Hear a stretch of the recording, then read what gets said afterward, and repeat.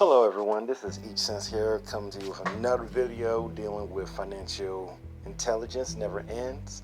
Don't forget to purchase the book below and go on the website F.I.N.E.com. Let's begin. So just the other day I was going around Reddit because Reddit is actually a rather great site, and I stumbled upon an individual who was essentially trying to find an engineering job. Now, of course, I'm thinking, all right, he probably has, or she, with our in engineering, I'm thinking this person is rather mediocre. However, this person is great. Let me just give you statements that this person has made. Hopefully I can get this done in a minute. I graduated with a Master's of Applied Science and Aerospace Engineering in Canada last year. My GPA was 3.97 and I was nominated for a medal for my thesis work. I also finished school with 2 years of internship experience under my belt and several nice research projects at the university.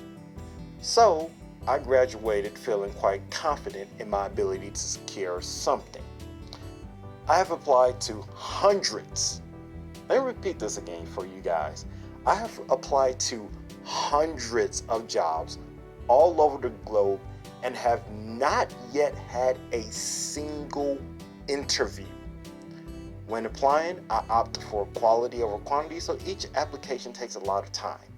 I network, let me repeat this again, I network all the time, and I've had people put my resume through to their bosses, and my applications seem to generate lots of traffic to my LinkedIn profile. I often see that employers from companies I've applied to have viewed my LinkedIn profile, but I never hear back from them. I follow up on most of my applications by phone or by email, but I never get any definitive information from doing so. My confidence is pretty much gone now, and minimum wage work is just eating away at my brain after all these years. My girlfriend is at the end of the ropes with me. Now, why am I making a video about this? Why am I discussing an engineering person, okay, who has a spectacular, I'm going to assume, resume that can't get a job? Why am I doing this video? Because as I stated before, as I stated again, the idea that STEM is going to get you anywhere isn't always true. Now you may say, hey, Chris, STEM, it could give you 50, 60, 70, 80, 90 figures, and that is 100% true. But like everything else, you know what a person can do with a degree? They could do whatever they like. And you know who else can get a degree? High schoolers, because they just graduated high school and the government would just give people money to go to college and universities. Businesses understand that they have most of the power because most people are willing to work under someone to make a living than try to make a living for themselves. Now, I'm not trying to say, hey, you know what, everyone needs to be, Bill Gates or, Jeff Bezos, etc. But you need to have a side business to take care of you. Gone are the days here in the United States where someone is going to take you under tutelage, getting tongue-tied. They're going to teach you.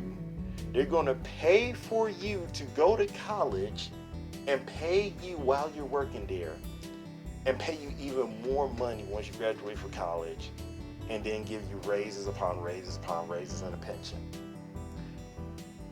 I want to say this. First off, I really hope that person gets some success, because at the time of me reading this was posted 5 years ago for that particular posting on that Reddit forum. But you need to understand that there is no guarantee. You may hear Aaron Cleary talk about, those liberal arts majors, those social sciences. Everyone needs to do STEM. That's not true, because here's the deal. And I know what people like to rail on social sciences, but guess what? Economics is a social science. And what happens when you increase the supply of STEM folks, STEM people? Well, guess what? I, as a business person, have all the pickings to get the STEM majors as much as I like. What people need to understand, and this is a extremely scary thought, but a job is no longer guaranteed.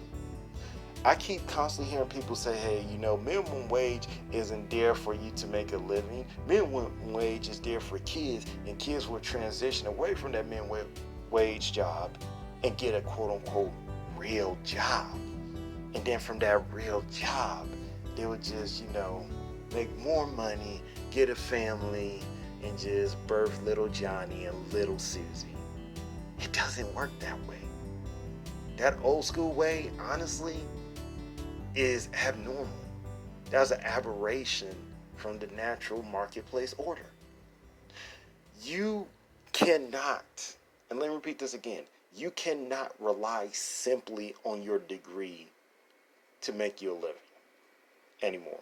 If you're going to medical school, sure, or law school, or any postgraduate college, yes, you will need that. But when you're talking about being dominant in the industry, then degree may or may not help you as you think it will. A degree from an income standpoint will help you more so than a person who doesn't get a college degree. That is 100% correct. But what you need to understand is that you have to establish yourself economically, and the best way for you to do so is starting your own business from a corporation. Now, I will say this. A lot of people say corporations don't care about you. I'm going to say it this way. Think about yourself as trying to extract as much from the corporation, and think of the corporation trying to extract as much from you. When they hire you as an individual, they're not caring too much about your mom. They don't care too much about your dad or your aunties, etc. Your mom's dying from some sort of disease. It's tragic. It's bad. But ultimately, they're not going to care. All right? They want you to come into this business to help them so they could make their profit goals, and they're going to pay you accordingly towards the market and see if you're going to accept that or not. That's it. This individual, once again, he graduated with a master's of applied science in aerospace engineering. Okay, master's, not even a bachelor's, a master's. And I can assure you, that is no easy feat. But when it comes to him trying to duke it out in the marketplace, he's having problems. Okay? He's having problems.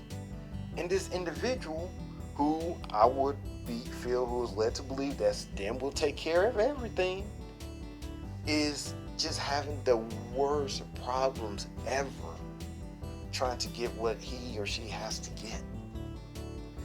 This is why I am so stringent upon everyone doing the best they can so that they can be successful in their business, so that they can make a living from their own skill sets. Because here's the deal, and let me make this real clear. It's not a matter if you're a social stud, if you're majoring in the social sciences. Doesn't matter if you major in the humanities. Doesn't even matter if you major in STEM. Because the real money maker will always be in the business. You're a history major, they make fun of you because you're a history major, but guess what? You're a history major with business. You're making 6 figures, 7 figures, discussing some sort of history or something else. STEM major, okay, they're making high 5 figures, they're making 6 figures, cool. You know who's typically making, $500,000 to $1 million? Business people. Okay? And if you're working like high 5 figures, low 6 figures, then by all means, you're probably getting worked like crazy doing 50, 60, 70, 80 hours. And of course you're doing that as a business person, but you're going to enjoy it. So once again, this is just my review of that Reddit comment and explain to you why you need a business and how even though you do excellent in STEM, it's not going to save you. Academia in of itself is not just going to save you. It's going to help you in the long term, but that's not the only thing. That is all. Once again, don't forget to purchase the book and hope you have a nice day. Bye.